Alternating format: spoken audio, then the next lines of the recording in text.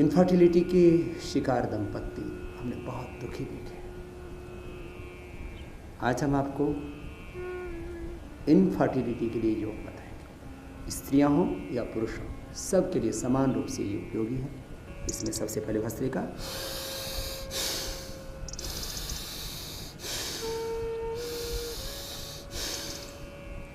ये सहयोगी प्राणायाम। मुख्य दो प्राणायाम है, एक कपालभाति, दूसरा अनुलोम विलोम। कपालभाति से सारे सेक्सुअल डिसऑर्डर्स दूर होते हैं और अनुलोम विलोम से हार्मोनल इम्बैलेंस खत्म हो जाता है। कपालभाति से थायराइड की प्रॉब्लम भी अच्छी हो जाती है। माने जो भी कारण है इनफर्टिलिटी का, उनका सबका निवारण हो जाता है।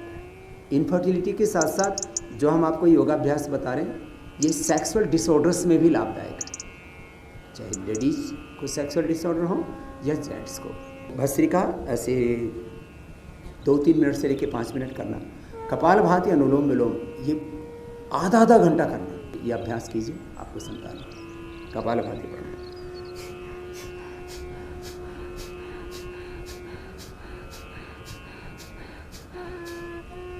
यूट्रस के फाइब्रोस है, ओवरी की सिस्ट है, पॉलिसिस्टिक ओवरीज है, फिलिपियन ट्यूब बंद, दोनों ट्यूब बंद थी तो ये किया ओपन हो। माताओं बहनों को किसी भी प्रकार की कोई भी समस्या है, उसके लिए कपालभाति। थायराइड भी से अपने आप बैलेंस हो जाता है, वेट का भी अपने आप इससे बैलेंस हो जाता है, हार्मोनल बैलेंस हो जाता है, स्ट्रेस लेवल कम हो जाता है। और कपालभाति, अनुलोम विलोम नियमित रूप से करते हैं और सात्विक आहार लेते हैं तो पित्त का भी संतुलन हो जाता है। बचपन की भूलों के कारण से, विवाह से पूर्व जो हमने किसी भी प्रकार की गलतियां की हैं, उससे भी इनफर्टिलिटी हो जाती है, ये दूर होगी कपालभाति से।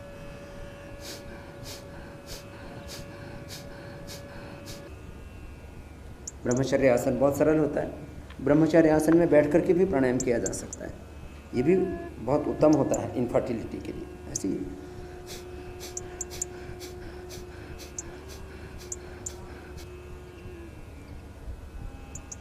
दाम्पत्य जीवन में पत्नी को कोई समस्या होती है, कई बार पति को, कई बार तो दोनों को ही समस्या हो जाती है। दोनों करें, जिसको समस्या है वो करे, जिसको समस्या नहीं है वो भी करे। योग केवल इनफर्टिलिटी के लिए नहीं है ना, तो जीवन को स्वस्थ बनाने के लिए, रोग मुक्त, तनाव मुक्त, दिव्य बनाने के लिए, अपनी अंतः शक्तियों को, अंतः प्रज्ञाओं को जगाने के लिए, अपने आप को प्रोडक्टिव बनाने के लिए, क्रिएटिव बनाने के लिए, इनोवेटिव बनाने के लिए, अपने भीतर के उत्साह, शौर्य, पराक्रम को जगाने के लिए योग है। तो ऐसे भी बैठ के योग कर सकते हैं। मैं आपको बता रहा था, कपालभाति अद्भुत है इनफर्टिलिटी के लिए, और जो कर सकें वो बाह्य प्राणायाम भी कर लें।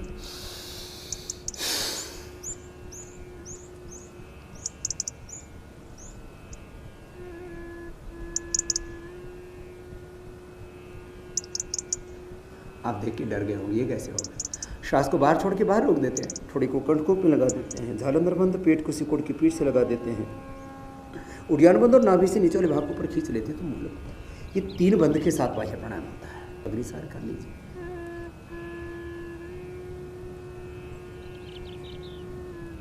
गले और थायराइड के लिए बहुत अच्छा ऊंचाई प्राणायाम।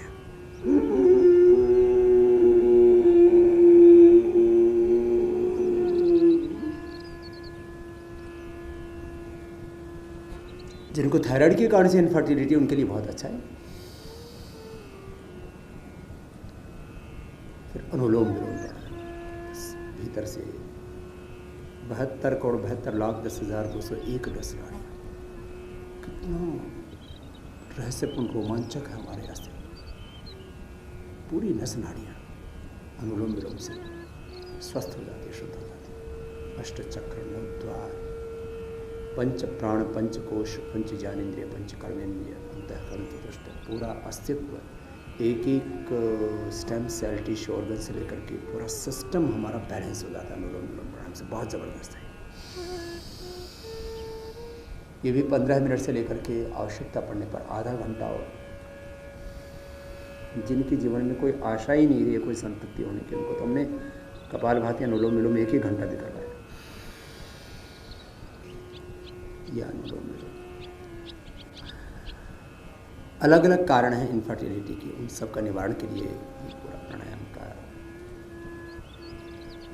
पूरा अभ्यास आपको बता रहे हैं। अनुलोम विलोम के बाद भ्रामरी, पहले उंगली माथे पर, शेष 3 उंगलियां आंखों पर, कान मुंडे से पद्म, मुख में ओंकार का नाद नासिका से होता है और आज्ञा चक्र में को केंद्रित करते हैं। पूरी श्रद्धा के साथ ओंकार का जप करते हैं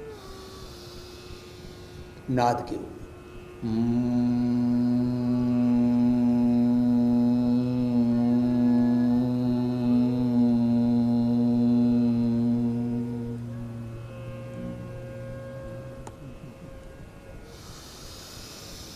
श्वास ऐसे भर के नाद होता है नासिका से, भ्रामरी प्राणायाम होता है। फिर ऐसे उद्गीत प्राणायाम,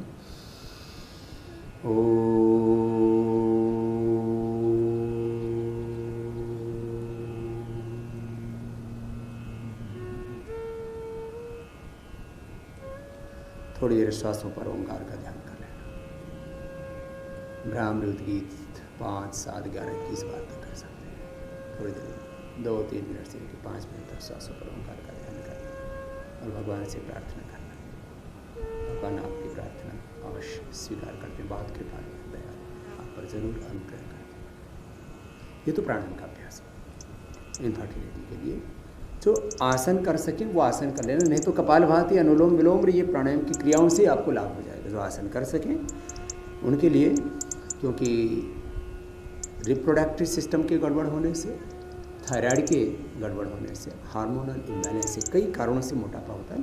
तो उन कारणों के निवारण के लिए यदि आपको ओबेसिटी है तो मोटापा के लिए जो हम 20 अभ्यास का एक पैकेज बताते हैं उसका अभ्यास कर लेना।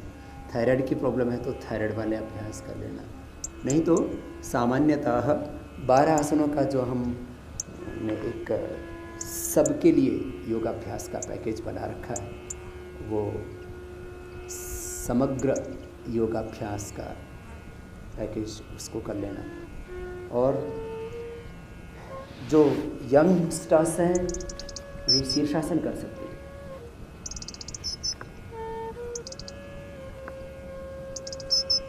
जवान है, कोई समस्या नहीं, उच्च रक्तचाप, हृदय रोग, कमर दर्द, हर्निया, कोई विशेष व्याधि नहीं है, मोटापा भी ज़्यादा नहीं है, तो ये शीर्षासन बहुत अच्छा है इनफर्टिलिटी के लिए। इसका विशेष असर होता है हमारे मूलाधार चक्र पर और उससे सेक्सुअल डिसऑर्डर्स दूर होते हैं। इसके बाद थोड़ी देर शवासन किया जा सकता है। जिनको इनफर्टिलिटी है वे ये सर्वांगासन और हलासन, ये दोनों आसन कर सकते हैं। ये इनफर्टिलिटी के लिए उपयोगी है, क्योंकि इसका असर थायराइड पर और मस्तिष्क पर विशेष रूप से होता है इन तीनों अभ्यासों का। ये 3 अभ्यास विशेष है इनफर्टिलिटी के लिए।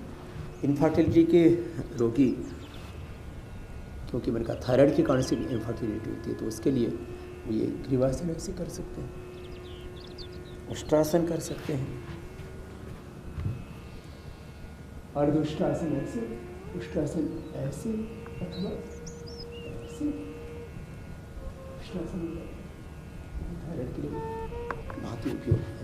सिंहासन कर सकते हैं, ये भी थायराइड के लिए बहुत अच्छा है, क्योंकि थायराइड के कारण से भी इनफर्टिलिटी होती है।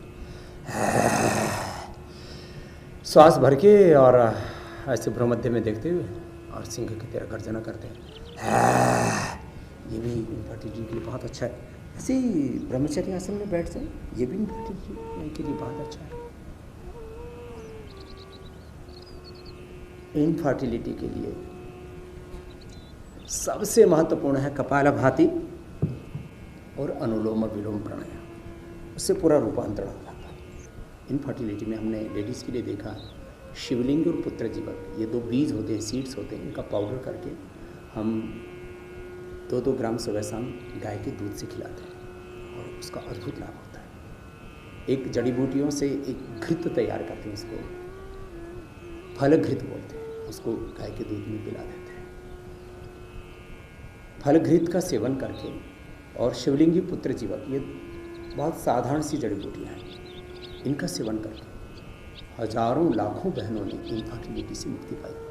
ये हमारा एक्सपीरियंस है, इसके पूरे साइंटिफिक रिकॉर्ड्स हमारे पास में। पूरी रिपोर्ट्स के साथ। ऐसे ही पुरुषों के लिए अश्वगंधा, शतावर, सफ़ेद मूसली, कौंस के बीज, ये बहुत ही उत्तम औषधियाँ हैं इनफर्टिलिटी और सेक्स और डिसऑर्डर्स के लिए।